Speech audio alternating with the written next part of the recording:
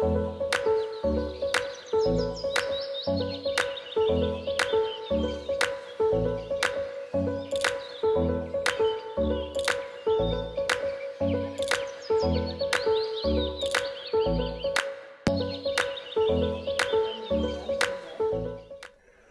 bien, je pense qu'il y a beaucoup d'actions qui pourraient être faites, que ce soit au quotidien ou peut-être aussi des actions plus profondes. Donc ce serait essayer de pas forcément se plier au code de la vie à la maison, des tâches ménagères, et aussi de pas se plier au code, comme disait Simon précédemment, de l'organisation du travail, et essayer au contraire d'abolir ces clichés, pour nous qui sont vraiment de l'ancien temps, et de laisser en tout cas la porte ouverte à la femme comme à l'homme sans avoir de préjugés.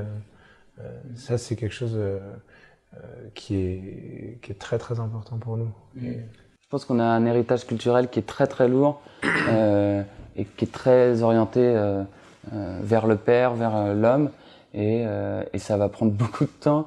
Et il faut continuer à le déconstruire et à l'imaginer différemment. Et vraiment, je pense que, en tout cas pour nous, ça passe comme tu disais, dans le quotidien, dans l'engagement quotidien du respect des femmes et des hommes. Et je pense que ce qui fait vraiment la différence, c'est ça, cet engagement quotidien. Il suffit pas justement d'avoir la journée des femmes une fois par an.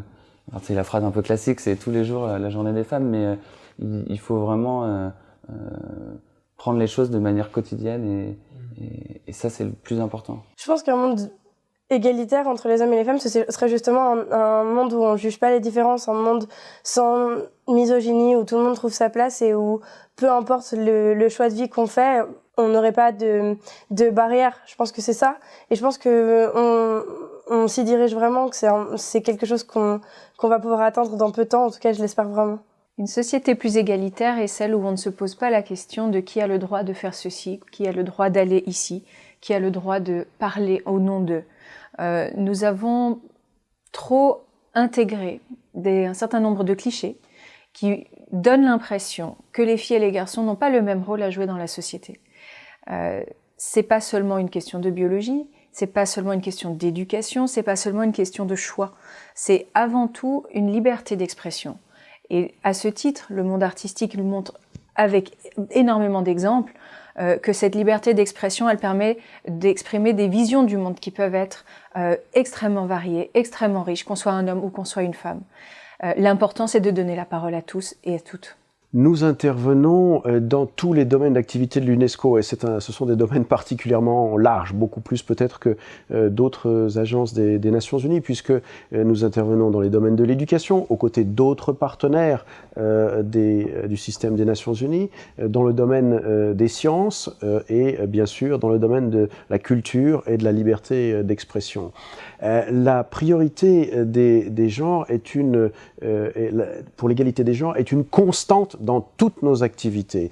Que ce soit par exemple au niveau de l'éducation, nous n'avons eu de cesse pendant les dernières années de promouvoir notamment et d'abord et avant tout, je dirais, l'égalité des jeunes filles et des femmes. Nous bénéficions aussi, je crois que c'est une évidence, du leadership d'une femme à la tête de l'organisation, ce qui a contribué à donner encore plus d'élan à ce qui est une priorité décidée par les États membres. Nous avons des programmes phares dans le domaine des sciences. Vous connaissez, je l'espère, le programme sur les femmes dans la science, qui est un des programmes qui a fait une différence globalement pour promouvoir des femmes scientifiques. Vous savez peut-être qu'une des carences à l'heure actuelle que nous avons observées, c'est pas tout à fait l'absence de femmes, mais le niveau très faible de femmes parmi les scientifiques au niveau international, et par toute une série de programmes, dont le programme que nous avons développé avec la firme L'Oréal, nous permet justement de reconnaître les contributions des femmes dans le domaine de la science au niveau international.